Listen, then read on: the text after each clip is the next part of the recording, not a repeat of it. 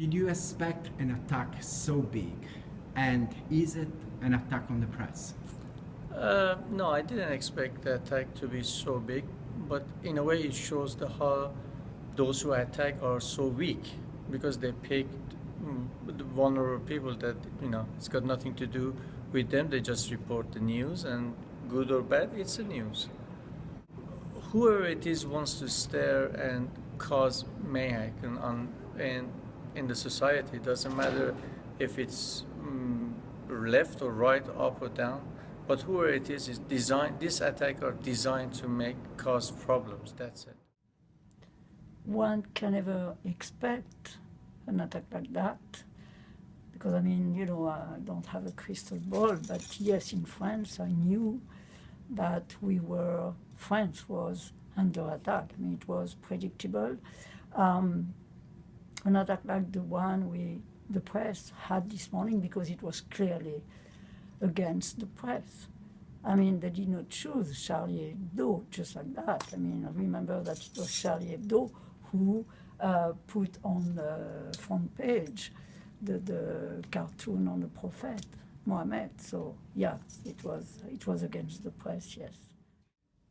I am shocked, of course. This is a big crime. I've been a victim to many attacks. I've been abducted 6 times in my lifetime. I've been sniped at and hardly escaped death. It was a miracle that I escaped death.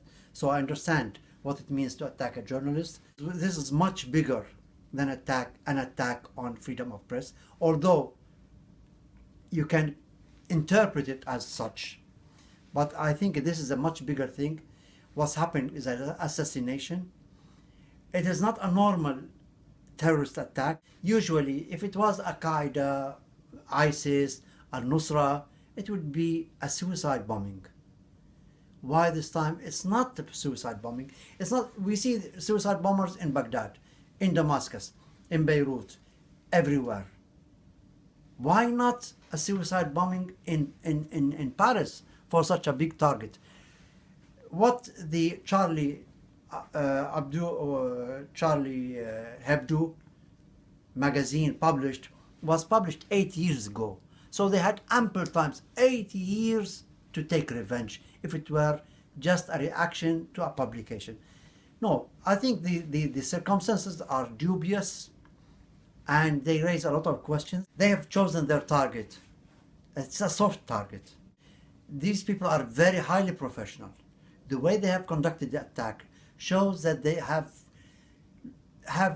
planned it for such a long time. And they sent very professional people.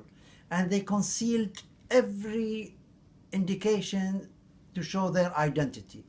They speak French, and they were keen to say Allahu Akbar. This is the only thing that is linked to Islam here, is that everybody can say Allahu Akbar. Even someone who doesn't believe in God can say Allahu Akbar. Abnormal things about that is that these people managed to get away with such big murder. They were choosing their targets, they were calling them by names. This is an organized crime, organized on the highest level. These people are highly professional, and I cannot rule out that this has been done by intelligence or states. Nobody can say that they expected it, but I think that there have been telltale signs before, starting from Salman Rushdie and going on to the Danish cartoons and so on and so forth, that there is a strong segment of jihadis who are willing to go to any length to attack people for using speech. Well, actually, Charlie Hebdo has been under attack in 2011, and Sharp, who was the head of the redaction, was under protection. So, of course, I wasn't expecting, such a huge attack. But if something was going to happen against a media in France, Charlie Hebdo was right in the pictures. Yeah, I mean, it is, and I think that, with 12 dead and the footage that you see of people in ski masks doing it, it's a different form. There have been, fire bombings. There are attacks on the press all over the world. Seems to be of a different quality, and I think it changes things. It means that these publications can be targeted with sort of military hit squads, and it's a big problem. This newspaper was a very critical and satirical newspaper that ran spoofs for many years, laughing and making fun of the most radical arm of Islam, as well of Christians that were fanatics in Europe and in France. So it stretched the meaning of freedom of the press. It was a good example of a newspaper that is exercising at a very high point the right to express an opinion that could be very controversial. Of course, it's an attack on the press, a very bad attack, and I hope they catch these people. What do you think about the reaction here at the United Nations by the Secretary General Ban Ki-moon and also by the Security Council? Well, I mean, what do you think? It's United Nations. They did what they had to do, of course. I mean, whenever there is something like that, we have the same reaction. It's horrible. We deplore. What can I say? Is it going to change anything? No. They did what they had to do. Well, it was a prompt reaction, but it was, as usual, like it happened too often at the UN, from the part of the Secretary General of the Security Council, a verbal reaction. Secretary General reacted like he's supposed to do, condemning with a strong term. Security Council also. But the Security Council don't follow the promise of the commitment that they get in the statement, or let's say in the verbal statement, to condemn an event or another event, or in this case, a massacre of journalists and policemen. Put his reaction in European context. We hear about rise of fascism in Europe. This comes in a very unusual circumstances. France voted in the Security Council in support of Palestine. And I can say another thing, maybe people can construe it differently, but Netanyahu recently said that we fear the European position with regard to a Palestinian state more than we fear Mahmoud Abbas and the Palestinian authorities' accession to the ICC. And this is a very big thing to say. I believe there are so many forces who have vested interest in preventing harmony between the Islamic world and Europe. Yes, there are extremists, there are Wahhabi Salafists who should be revised, who should be addressed. And this has been postponed for such a long time. Wahhabism is a threat to Islam, not just to Europe and to the world. Secretary General was absolutely right saying that this is an attack on the cornerstone of our beliefs.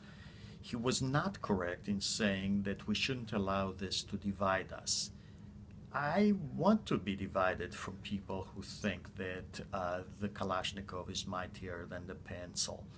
I don't think that it's right that we should be united with such people. I think that these are enemies of free speech, or the cornerstone of our freedoms, as he said, and therefore we should be divided from them. We should fight them. Ban Ki-moon reacts a bit late in the morning, but he strongly condemns this attack. And I mean, what can he say? I mean, it's horrific. The Security Council, reacted about 1 p.m., and for them that's very fast. And the reason is they have to check with all 15 members before they issue any statement. So for them, this was very quick. The Secretary General, frankly, I thought it was not only a little bit slow, but badly done, in the sense that he's the Secretary General. He might call the U.S. and ask him sometimes what he should do, but on something like this, he's obviously free to speak very early. So as early as 8 in the morning here in New York, 7 in the morning, Cameron had spoken, Obama put something out, everyone was speaking. The UN, I think, I'm not sure why, he had a previously scheduled appearance in a private journalist club that's not even of all the journalists at the UN, and so they put it off to then, but then it also wasn't publicized beyond just the membership of that one group, nor was it put live on UN TV where stations all over the world could take it. So I think they need to really think again, when he's going to speak on an important topic, it should be announced to everybody to get maximum coverage. It shouldn't be privatized in any way. I think they made a mistake. One would have expected Ban Ki-moon to be quicker in his reaction. But well, all in all, it was an adequate reaction. I think it was strange as well that during his press encounter he didn't take questions. So one would have hoped that if he was talking about freedom of the press, he would have a little bit more open to answer questions himself. There were many separate ones from missions to the United Nations, separate countries and so forth. Today, do you feel that you are a different journalist than you were yesterday? No, not at all. It's part of the life.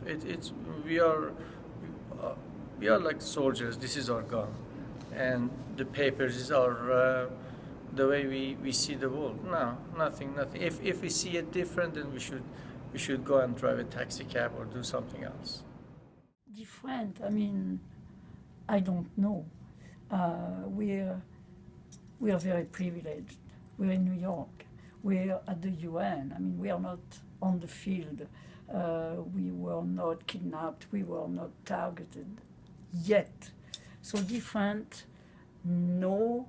But what I think is that as a journalist, we should be aware that the freedom of the press is gone. I don't feel different after the Paris massacre. I think that being a journalist today is not a question of courage, but is a question of honesty and being constantly connected to the reality and the truth. In this case, to maintain the truth, you need a courage, and you need a courage mostly to prevent pressure, political pressure, violent pressure, or all kind of pressure. This is a profession for old journalists like me or young journalists that doesn't change. You have to search the truth, you have to serve the people that they read your news or watch your news. And in order to do that, you have to be clear and honest. I don't think so. When you're a journalist, you're a journalist every minute, and no, it wouldn't change anything. It just, as a journalist, I feel like I've lost people from my family. When you attack a newspaper, you attack all the journalists and all the newspapers and all the media. I guess I want to put it this way. You could go too far, and you could say, all journalists should have armed guards, or they shouldn't write anything controversial. I write some things that are controversial. I don't want to say I try not to insult religions, not out of fear, but just because that's not what I write about. But even here in the UN, there's a lot of pressure. I once wrote a story about a person that fell to their death outside the UN, and I was told by the UN to change the coverage of it because it was too controversial. So I think that's very different than obviously doing a hit squad, but I think it's an opportunity for people to think, even those who are saying, what about websites that support, it's something we discussed, that support this killing. I don't like those websites, but let's be clear, this too is expression. You know what I mean? I think the danger in something like this is to say you shouldn't write anything controversial because they might kill you, and only the largest media corporations that can have essentially their own blackwater to protect them will have the ability to write. Another side point, and I don't want to analogize spying to this kind of murder, but the reality is media organizations, it was shown through the NSA thing, they need to be very careful about being spied on by major U.S. and other companies and other countries in how they talk to their sources. So there's many threats out there for journalists, but I think my focus is going to be, has to be to not view it with so much fear that only the New York Times and AP and Reuters can do journalism. The one beauty of this era has been the diffusion of smaller publications, Charlie Hebdo, and even smaller than that. So I think this is a situation that journalist organizations should look at, how independent journalists and smaller media can operate in this environment without self-censorship. I don't know yet. I just know that I'm so shocked by it.